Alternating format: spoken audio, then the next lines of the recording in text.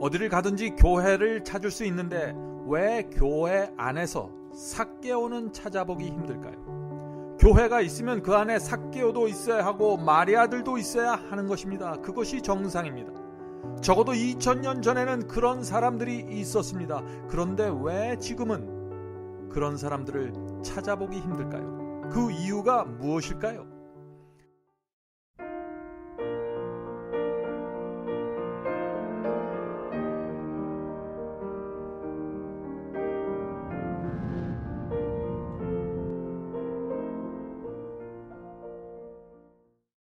오늘은 교회 안에 삭개오가 없는 이유에 대해서 살펴보겠습니다. 어디를 가든지 교회를 찾을 수 있는데 왜 교회 안에서 삭개오는 찾아보기 힘들까요? 교회가 있으면 그 안에 삭개오도 있어야 하고 마리아들도 있어야 하는 것입니다. 그것이 정상입니다. 적어도 2000년 전에는 그런 사람들이 있었습니다. 그런데 왜 지금은 그런 사람들을 찾아보기 힘들까요? 그 이유가 무엇일까요?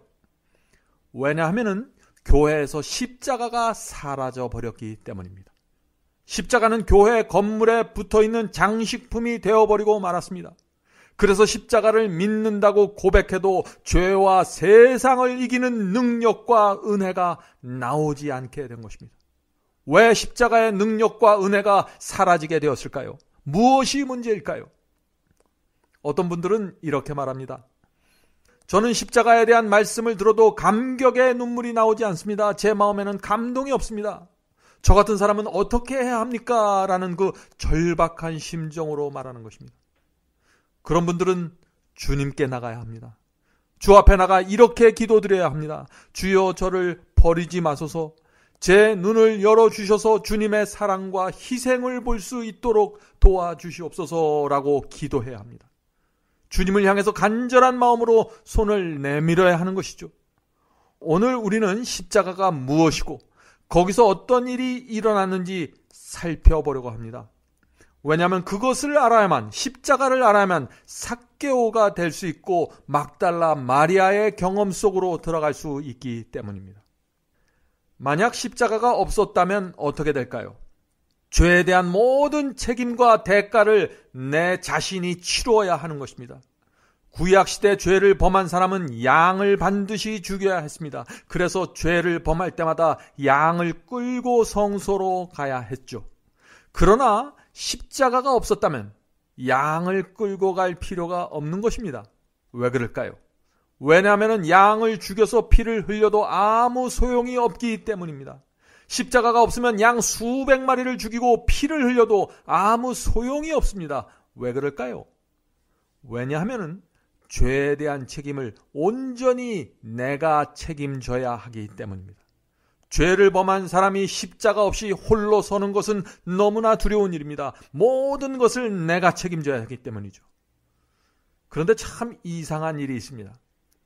사람들은 죄를 수없이 범하고도 두려워하지 않는 것입니다. 왜 두려워하지 않을까요? 왜냐하면 십자가가 있기 때문에 두려워할 필요가 없다고 생각하는 것입니다. 참 이상한 일이죠.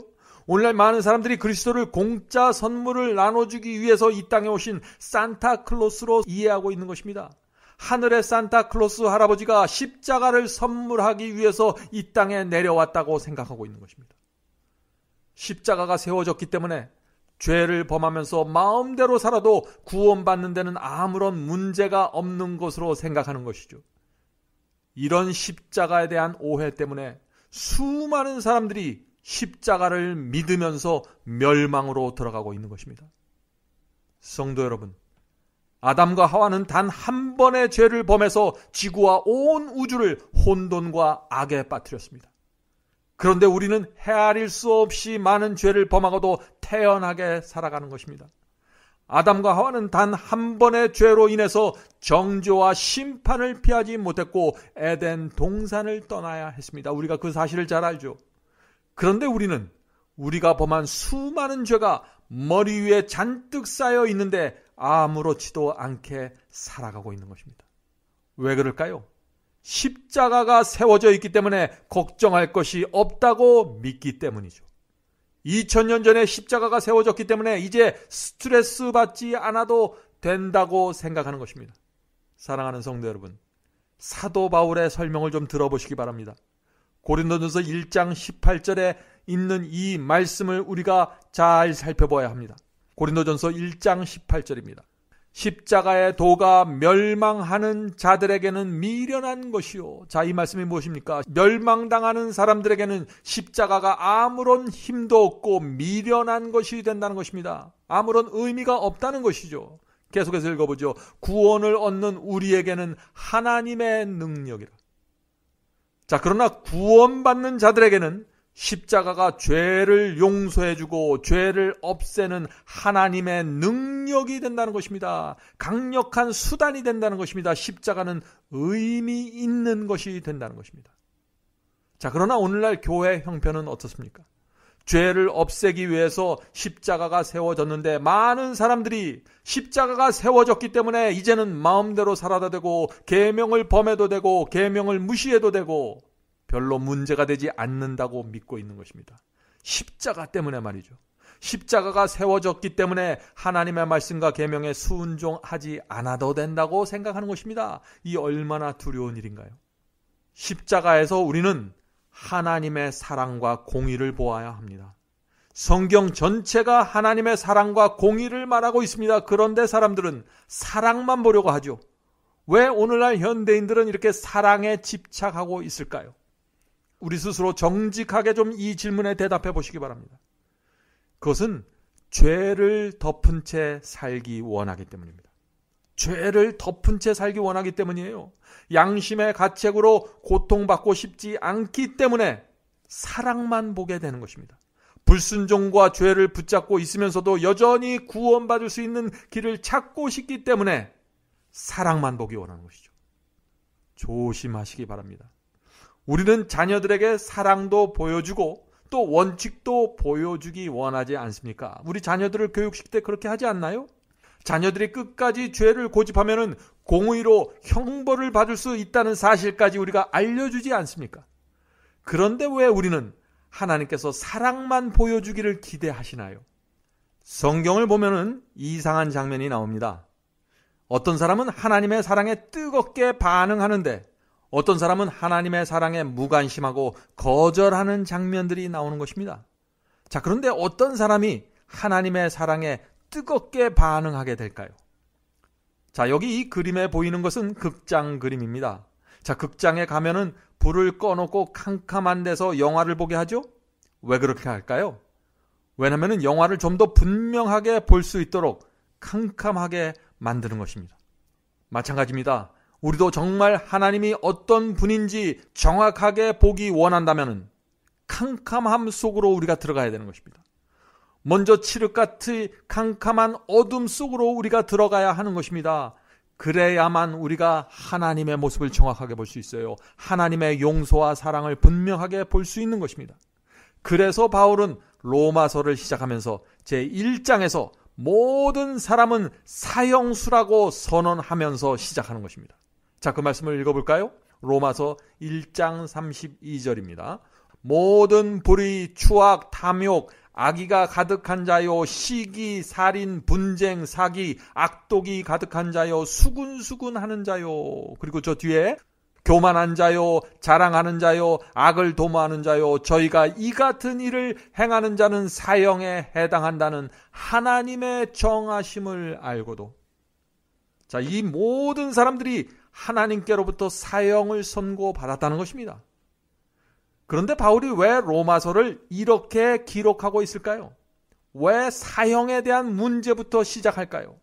하나님의 은혜가 얼마나 고귀한 것인지 보여주기 원했던 것입니다.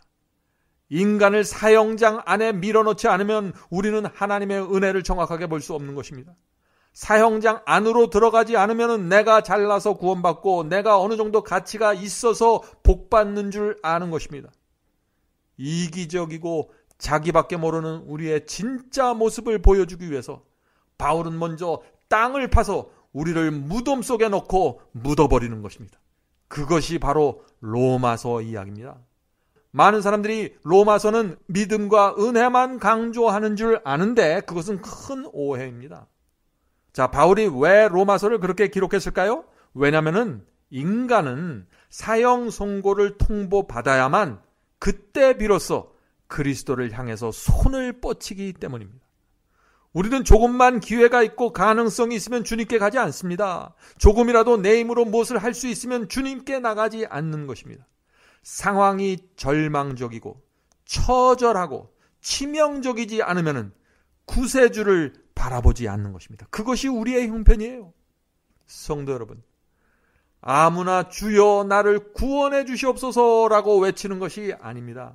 아무나 주님께 온 마음을 다해서 달려나가 살려달라고 손을 뻗치는 것이 아닙니다. 자, 그렇다면 주님께 나가 주여 저를 도와주시옵소서라고 외칠 수 있는 사람들은 어떤 사람들일까요? 자, 주님의 말씀을 잘 들어보시기 바랍니다.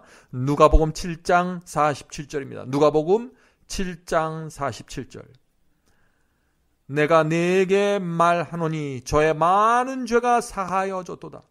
이는 저의 사랑함이 많음이라. 사함을 받는 일이 적은 자는 적게 사랑하느니라. 자, 이 말씀이 무슨 뜻입니까? 적게 사함을 받는 자는, 적게 용서받은 자는 하나님을 적게 사랑하게 된다는 말씀입니다. 자신이 얼마나 많은 죄를, 얼마나 무서운 죄를 용서받았는지 모르면은 하나님을 온 마음을 다해서 사랑하지 않게 된다는 것입니다. 정말 진리 아닙니까? 자, 그렇다면 어떤 사람이 하나님의 사랑과 은혜 앞에 무릎을 꿇게 될까요? 이것은 오직 한 종류의 사람들만 하나님을 향해서 손을 뻗게 되는 것입니다.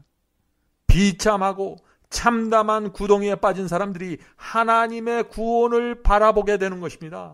마음의 상처가 있는 사람만이 하나님께 나가 치유해달라고 매달리게 되는 것이에요. 멸시당하는 사람, 남에게 말하기조차 어려운 고통이 있는 사람, 자신은 도무지 빠져나갈 수 없는 구덩이에 빠졌다고 절망하는 사람, 그런 사람들이 하나님을 향해서 손을 뻗치게 되고 참된 회개와 중생의 경험까지 나아가게 되는 것입니다. 성도 여러분, 마약 중독자, 또 창녀, 살인자와 같은 사람들이 예수를 영접하면은 어떤 간증을 하게 되나요? 그들이 하는 간증은 정말 뜨겁죠. 왜 그들의 고백과 간증은 뜨겁고 하나님을 향해서 열정적인 사랑과 충성을 불태우게 될까요? 왜냐하면은 그들이 시궁창에서 나왔다고 생각하기 때문입니다. 시궁창에 빠졌다가 하나님의 손을 붙잡고 빠져나왔다고 느끼는 것입니다. 그래서 그들은 그리스도를 영접하고 장려구를 빠져나온 사람들입니다. 주님의 손을 붙잡고 죽음보다 더 무서운 마약을 끊었던 사람입니다. 세상은 그들에게 살인범이라는 죄를 선고했지만 하나님께서는 그들의 죄를 사면해 주셨습니다. 그래서 그들의 심장이 터져버린 것입니다. 도무지 씻을 수 없는 죄를 탕감해 주신 그 하나님의 은혜가 너무 감사해서 그렇게 된 것이죠. 십자가의 은혜가 그들을 압도해 버린 것입니다. 그래서 전에는 정죄와 죄책감과 외로움에 압도당해서 살아왔지만 이제는 하나님의 사랑과 은혜에 압도당하게 된 것입니다. 자, 이제 오늘날 교회 안에는 왜 그렇게 뜨겁게 고백하는 사람들이 보이지 않는지 아시겠습니까? 왜 오늘날에는 삭개오와 막달라 마리아 같은 사람들을 찾아보기 힘들게 되었는지 아시겠습니까? 그것은 십자가가 사라져 버렸기 때문입니다. 십자가의 사랑과 은혜가 정말 어떤 것인지 감추어져 버렸기 때문입니다. 자, 이제 한 가지 좀 흥미있는 문제를 좀 살펴보도록 하죠. 지금 우리가 읽을 말씀은 오늘날 기독교에서 오해가 정말 많은 말씀입니다. 자, 그 말씀은 로마서 4장에 있는 말씀이죠. 로마서 4장 4절 5절입니다. 로마서 4장 4절 5절. 일하는 자에게는 그 삭슬 은혜로 여기지 아니하고 빚으로 여기거니와 이를 아니할지라도 경건치 아니한 자를 의롭다 하시는 이를 믿는 자에게는 그의 믿음을 의로 여기시나니. 자, 이 말씀은 좀 어렵게 들리는 말씀이죠? 근데 어떤 분들은 이 말씀을 마치 우리 마음이 선한 일에 관심이 없고 경건치 않아도 하나님께서 우리를 의롭다고 여겨주시는 것처럼 해석합니다. 우리가 경건하지 않고 마음대로 살아가도 의로 덮어주신다고 해석하는 것이죠. 정말 이 말씀이 그런 뜻일까요? 그것은 큰 착각입니다. 바울이 말한 것은 이것입니다. 바울이 말한 것은 일을 아니할지라도 경건치 아니한 자를 의롭다 하신다라고 했죠? 자, 이 말씀이 무슨 뜻일까요? 이것은 삭개오처럼 선한 행위가 없습니다. 삭개오처럼 경건치 않은 사람입니다. 그러나 그런 사람도 의롭다 하심을 받을 수 있다는 것입니다. 삭개오 같은 사람도 회개하고 칭의의 경험을 받을 수 있다는 것입니다. 의롭지 않은 삭개오가 예수를 영접했을 때 어떤 반응이 나타났습니까? 삭개오는 불법으로 또 무자비하게 세금을 거두어서 착복했던 세리였습니다. 그는 구두쇠였고 욕심쟁이였습니다. 그런데 그가 예수를 영접했을 때 어떤 변화가 생겼습니까? 누가복음 19장에 그 말씀이 있죠. 누가복음 19장 8절입니다. 주여 보시옵소서, 내 소유의 절반을 가난한 자들에게 주겠사오며 만일 네 것을 토색한 일이 있으면 4배나 갚겠나이다. 자, 얼마나 분명한 반응입니까? 얼마나 확실한 변화와 열매입니까? 이것이 바로 일을 아니할지라도 경건치 아니한 자를 의롭게 하시는 하나님의 역사인 것입니다. 사도 바울이 말하고자 했던 것이에요. 막달라 마리아도 마찬가지입니다. 막달라 마리아는 그 당시 유대 사회에서 어떤 존재였습니까? 한마디로 마리아는 쓰레기 취급받았습니다. 막달라 마리아에는 선한 행위가 없었습니다. 경건치 않았습니다. 모두들 손가락질하던 사람이었습니다. 그런데 마리아가 예수를 영접하자 특별한 열매가 맺어지게 된 것입니다. 자, 그 말씀이 어디에 있습니까? 누가복음 7장 37절 38절. 그 동네에 죄인인 한 여자가 있어 향유 담은 옥합을 가지고 와서 예수의 뒤로 그 발 곁에 서서 울며 눈물로 그 발을 적시고 자기 머리털로 씻고 그 발에 입 맞추고 향유를 부으니.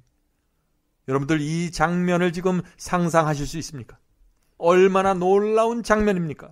그 죄인이고 선한 행위가 없고 정말 쓰레기더미에서 살아가던 그 여인에게 이런 변화가 생긴 것입니다. 이것이 바로 용서이고 칭의이고 구원의 열매이고 거룩함입니다. 자, 그런데 우리의 문제는 무엇인가요? 우리는 나는 시궁창에 있지 않다고 생각하는 것입니다. 나는 저 사람보다 의롭다고 생각하는 것입니다. 어느 정도는 나도 의롭습니다 라고 말하는 것입니다. 그래서 삭개오의 경험, 막달라 마리아의 경험이 일어나지 못하는 것입니다. 바리새인과 율법사가 왜 예수께 나가지 않았습니까? 왜냐하면 자신은 시궁창에 빠져 있지 않다고 생각했기 때문이죠. 성도 여러분, 저와 여러분은 시궁창 속에 있습니다. 사실이 그렇습니다. 도무지 돌이킬 수 없는 사형 선고를 받았습니다. 이것이 뼛속 깊이 새겨져야만 하나님께 나가 무릎을 꿇고 손을 뻗치게 되는 것이에요. 물론 의롭게 된다는 것은 법률적인 용어입니다. 죄인이 믿음으로 그리스도를 바라보고 붙잡았을 때 죄인은 법적으로 하나님 앞에서 의롭다 하는 선언을 받게 됩니다. 자, 그런데 죄인이 하나님께로부터 의롭다 하는 선언을 들을 때 법적으로만 의로워지는 것이 아닙니다. 문서상으로만 의로워지는 것이 아니에요. 죄인의 심령 속에서 실제적으로 의로워지는 경험이 이루어지게 되는 것입니다. 그래서 교만하고 메마른 심령 속에서 겸손하고 온유하고 죄를 애통해하는 생명이 올라오게 되는 것입니다. 의를 사모하는 강력한 소원이 올라오게 되는 것입니다. 우리 마음속에서도 그런 생명과 소원이 올라오게 되기를 간절히 바랍니다. 자, 이번에 보이는 이 그림은 어떤 여학생이 침대에 힘없이 누워있는 그림이죠. 오래전에 제가 잘 아는 여학생이 있었습니다. 그 여학생은 고등학교 때 심한 허리 디스크를 앓았습니다.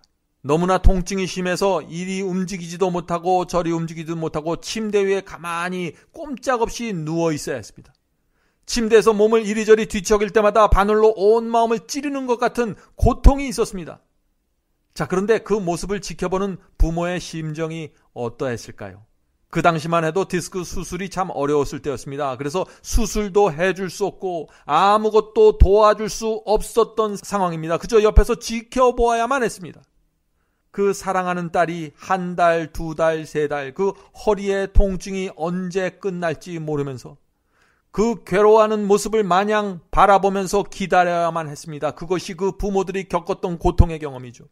고통의 끝이 보이지 않을 때 사람은 가장 힘들다고 합니다. 그래서 그것을 끝이 보이지 않는 터널의 경험이라고 부르죠. 부모가 딸에게 가볍게 마사지를 해주려고 해도 신경이 너무나 예민해서 그 여학생은 그것마저 받을 수가 없었습니다. 부모는 아무것도 해주지 못한 채 시간이 지나가고 세월이 지나가 버리고 말았습니다. 날마다 밤마다 눈물로 기도만 드릴 수밖에 없었던 것입니다. 하나님께 이렇게 탄원하는 것입니다. 하나님, 제 딸 대신에 차라리 내가 저 침대에 누워있게 해주세요 라고 하나님께 탄원하는 것입니다. 부모의 고통이 무엇입니까? 아무것도 하지 못하고 고통당하는 딸을 지켜만 보는 것입니다. 사랑하는 성도 여러분, 바로 그것이 하나님의 고통이었습니다. 그것이 십자가에서 있었던 하나님의 고통이었습니다. 아들이 십자가에 매달려 고통스럽게 죽어가고 있는데 하나님께서 아무것도 하지 못한 채 지켜보았던 것입니다. 온 우주를 창조하시고 하늘과 땅과 별들을 말씀 한마디로 창조하셨던 능력의 하나님께서 아들이 죽어가는데 지금 아무것도 하지 못한 채 지켜보고 있는 것입니다. 하늘에서 번개와 천둥을 보내서 그리스도를 괴롭히던 로마 군인과 유대인들을 단번에 날려버릴 수도 있었습니다. 악한 영들이 모여있던 그 갈보리 언덕 전체를 박살내버릴 수도 있었을 것입니다. 그런데 하나님께서 그렇게 하지 않으셨습니다. 왜 아무것도 하지 않으셨을까요? 왜냐하면 그리스도의 피가 마지막 한 방울까지 흘려져야만 했기 때문입니다. 하나님께서 아무것도 하지 않아야만, 하나님께서 침묵해야만 우리가 구원받을 수 있었기 때문입니다. 그것이 바로 하나님의 은혜입니다.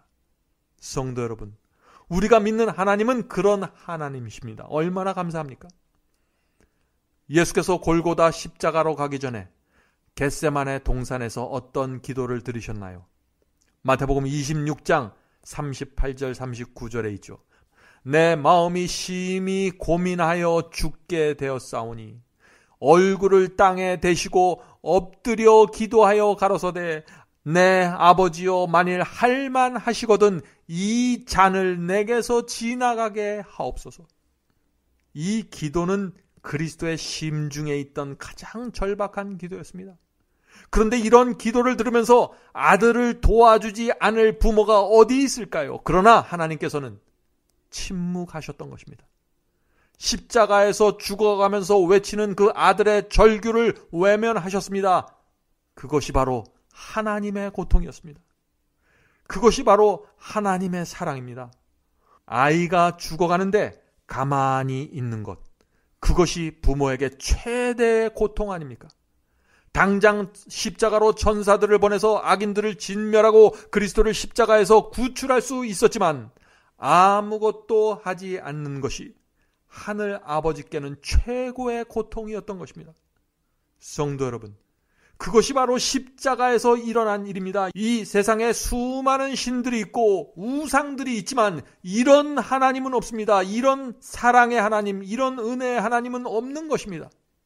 누가 하나님의 은혜가 무엇인지 모르겠다고 말합니까? 그럴 수가 없는 것입니다. 이런 하나님의 사랑과 고통을 이해하게 되면, 하나님의 침묵을 이해하게 되면 드디어 우리가 우리의 모든 것을 주님께 내려놓고 바칠 수 있게 되는 것입니다. 그것이 바로 삭개오가 되는 경험이고 마리아가 되는 경험입니다. 하나님의 고통은 침묵하는 것이었습니다. 그렇죠? 그렇다면 십자가에 매달린 그리스도에게 있어서 가장 큰 고통은 무엇이었을까요? 몇 년 전에 멜 깁슨이라는 영화 감독이 아주 유명한 영화를 만들었죠. 그 영화 제목이 The Passion of Christ입니다. 그리스도의 순환이라는 제목의 영화를 만들었습니다. 그 당시 거의 모든 기독교에서 그 영화를 영감적인 영화라고 극찬했습니다. 자, 그 영화는 그 십자가를 그리스도께서 당하신 그 육체적 고통에 초점을 맞추었습니다. 십자가의 그 참담한 모습을 찍은 것이죠. 십자가에서 죽어가는 그리스도를 참혹하고 끔찍한 모습으로 영상화해서 많은 사람들에게 극찬을 받았던 것입니다. 자, 그런데 물론 그리스도께서는 육체의 큰 고통을 느끼셨습니다. 우리는 그리스도께서 당하신 육체적 고통을 부정할 수 없습니다. 그러나 그것만으로 그리스도의 사랑과 은혜를 설명할 수 없는 것입니다. 복음이 무엇인지 그리스도의 육체적 고통만으로는 정확하게 설명할 수 없는 것입니다. 성도 여러분, 로마 군인들이 그리스도를 나무에 못 박았기 때문에 우리가 구원받은 것이 아닙니다.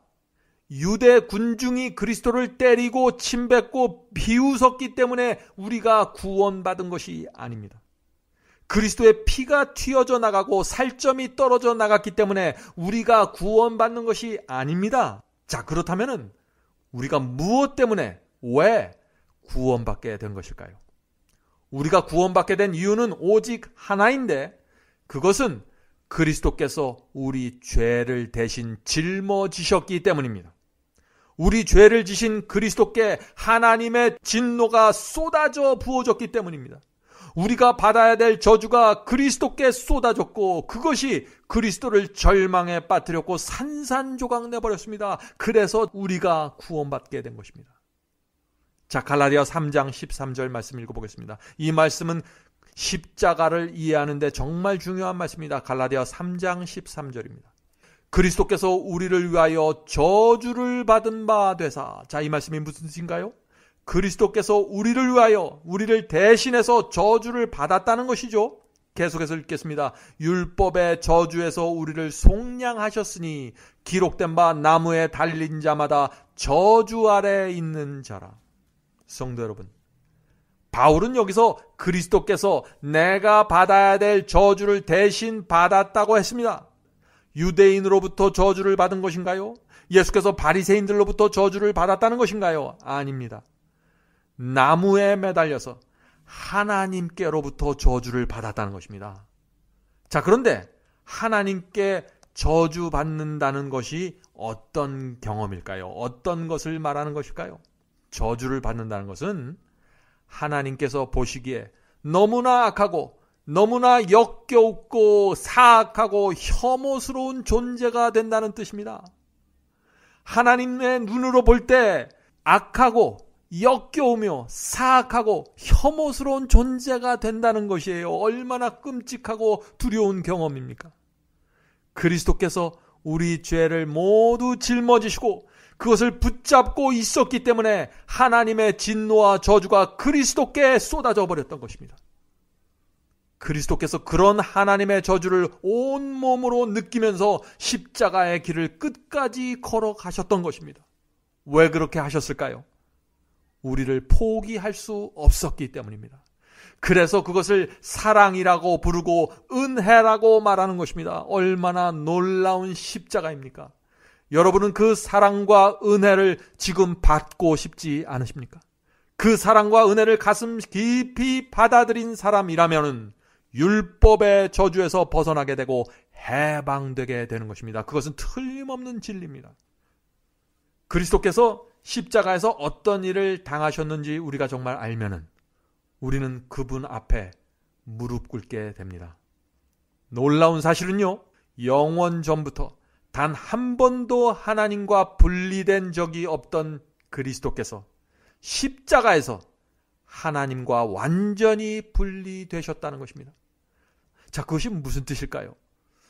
Life of Jesus라는 책이 있습니다. 그 책 753페이지에는 정말 감동적인 그 십자가에 대한 설명이 있어요. 그리스도께서 어떤 고통을 당하셨는지 잘 들어보시기 바랍니다. 자, 읽겠습니다. 사탄은 맹렬한 유혹으로 예수님의 마음을 쥐어 짜듯이 괴롭혔다.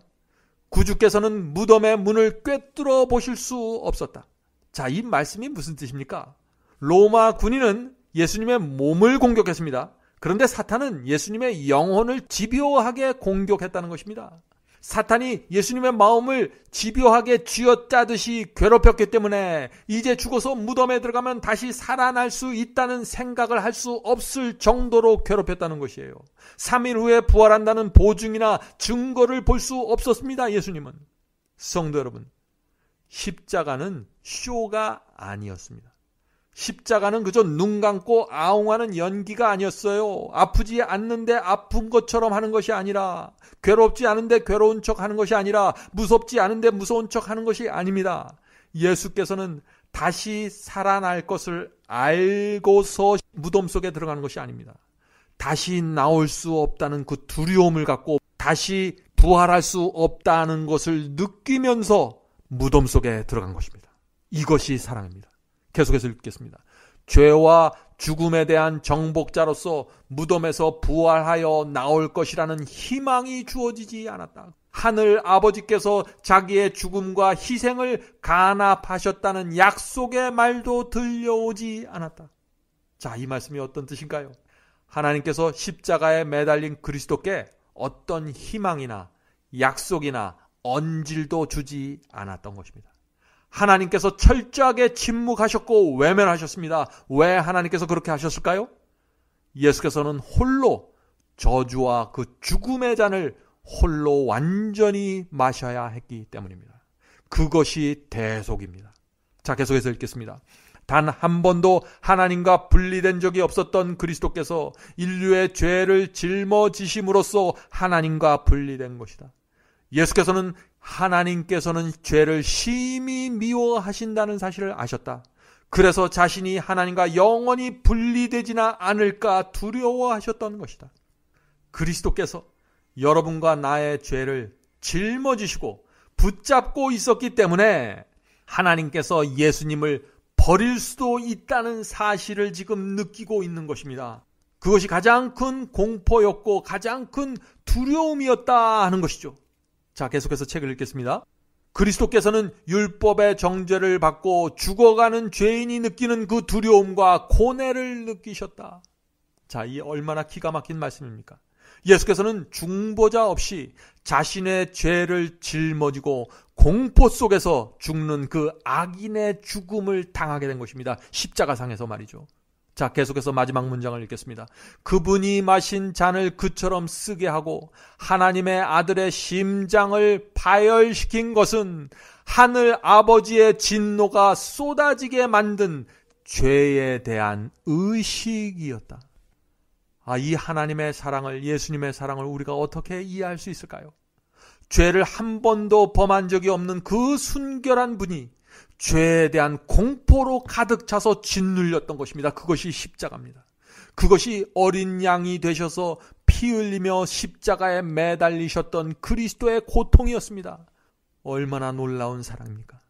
얼마나 위대한 은혜입니까? 그래서 십자가를 바라보는 사람마다 그분께 나가 죄를 버리게 되는 것입니다. 그분의 가슴에 다시 못질할 수 없다고 고백하게 되는 것이에요.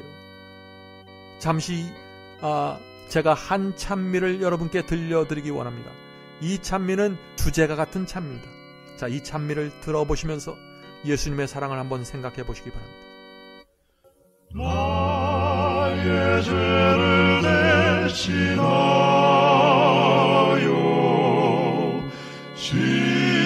십자가에 달린 주, 내 어찌 주님의 가슴에 못을 칠 수 있을까?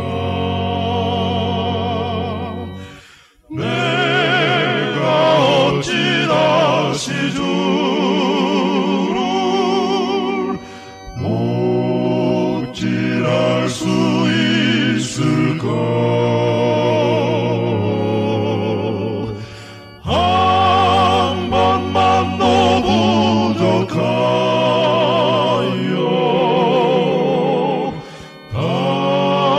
다시 고통 누릴까?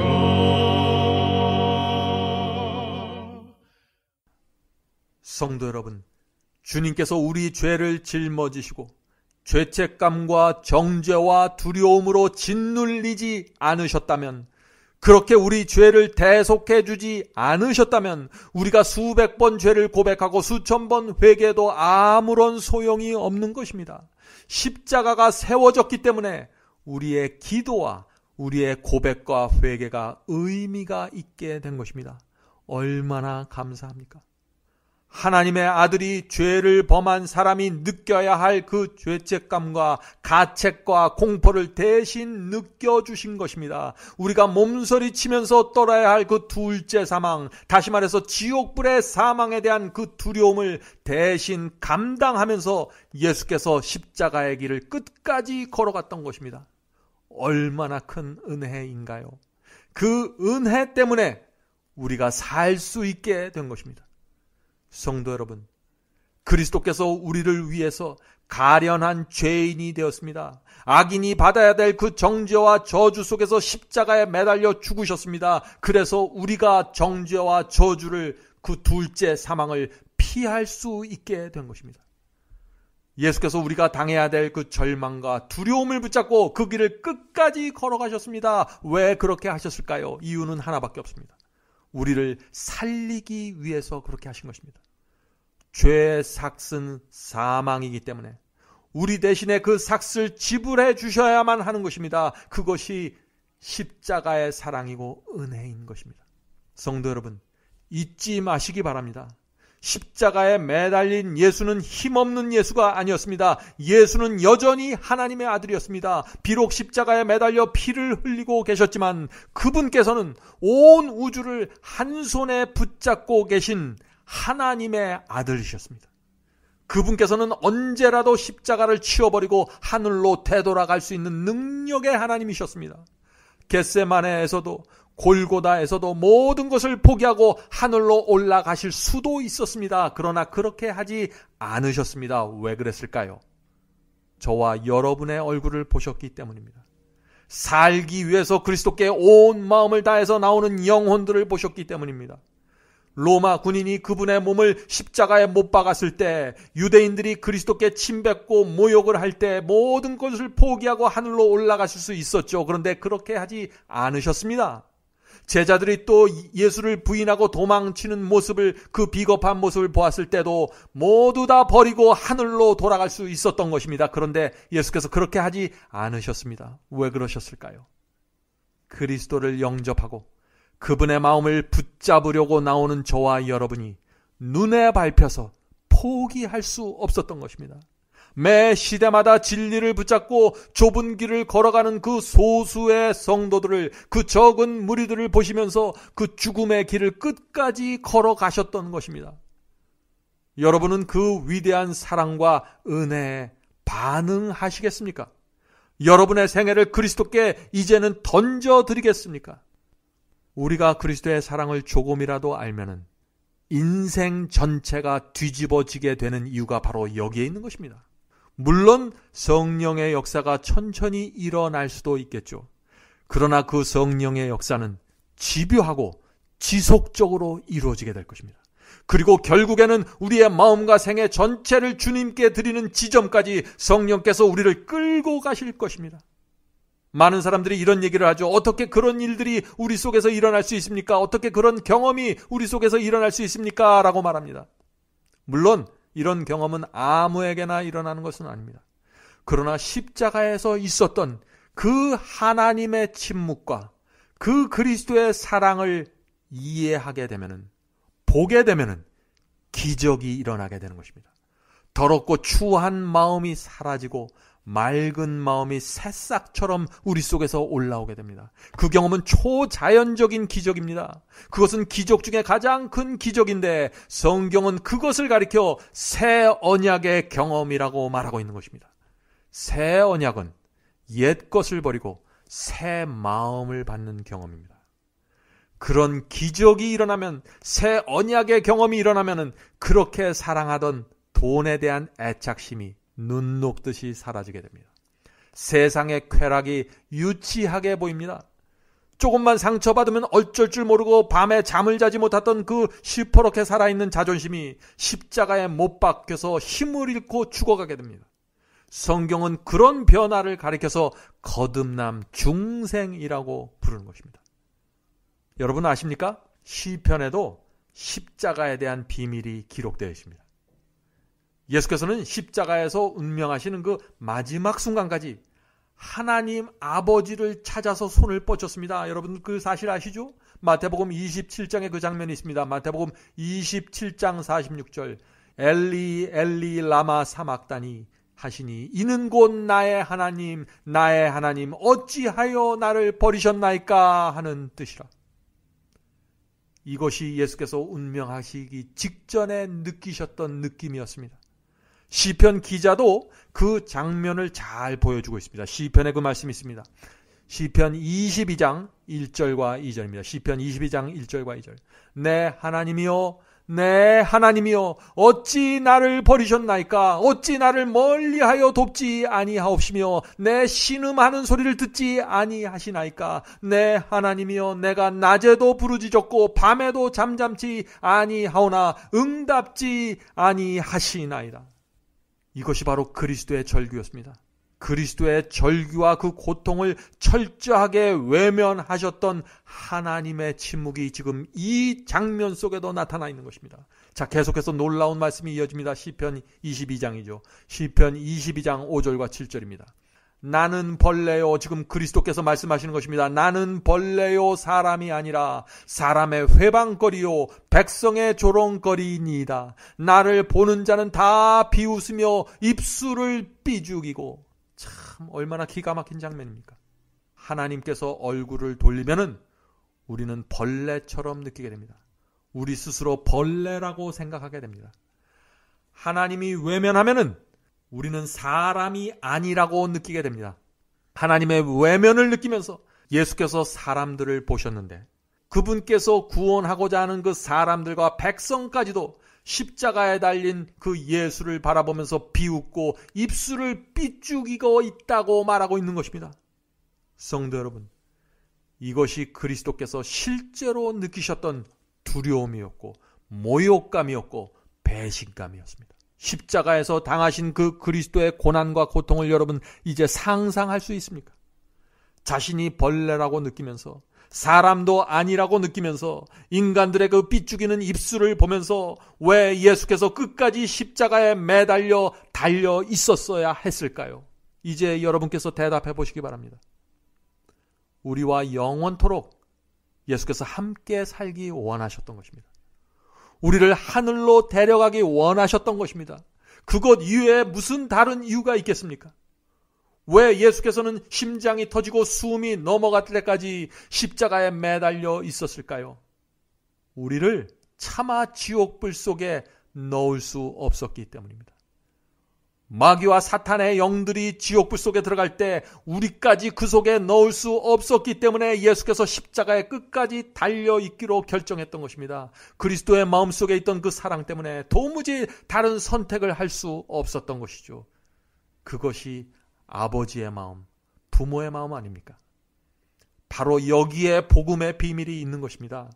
요한복음 17장 3절 읽겠습니다. 영생은 곧 유일하신 참 하나님과 그의 보내신 자 예수 그리스도를 아는 것이니이다. 영생은 무엇이라고 했습니까? 사도 요한은 말하기를 영생은 예수 그리스도를 아는 것이라고 했습니다. 자, 이 말씀이 무슨 뜻인가요? 십자가를 알면은 거기서 모든 것이 이루어진다는 것입니다. 십자가를 알면 바로 거기서 복음의 중심으로 들어가서 모든 것을 경험하고 얻게 된다는 것입니다. 십자가를 알면 더 이상 죄를 붙잡고 있을 수 없게 되는 그 경험이 뭔지 이해하게 된다는 것입니다. 죄에 대한 핑계를 찾지 않게 된다는 것입니다. 강팍했던 마음, 교만했던 마음이 부드럽고 온유하게 된다는 것입니다. 십자가 앞에 나가 알고 있는 죄, 기억나는 죄를 고백하고 버리는 경험이 무엇인지 이해하게 된다는 것입니다. 십자가를 알면 말이죠. 회개가 흘러나오게 됩니다. 십자가를 바라보면 의를 사모하게 됩니다. 거룩하게 됩니다. 살아있는 그리스도인의 경험이 실제적으로 무엇인지 십자가 앞에서 깨닫게 된다는 것입니다. 그래서 전에는 성경 말씀에 관심이 없었지만 이제는 하나님의 뜻과 진리가 무엇인지 깊이 들어가서 파헤치게 된다는 것입니다. 혹시 여러분 중에 삭개오가 되고 싶은 분들이 계십니까? 십자가를 알면 됩니다. 십자가를 알면 삭개오의 경험 속으로 바로 들어가게 되는 것입니다.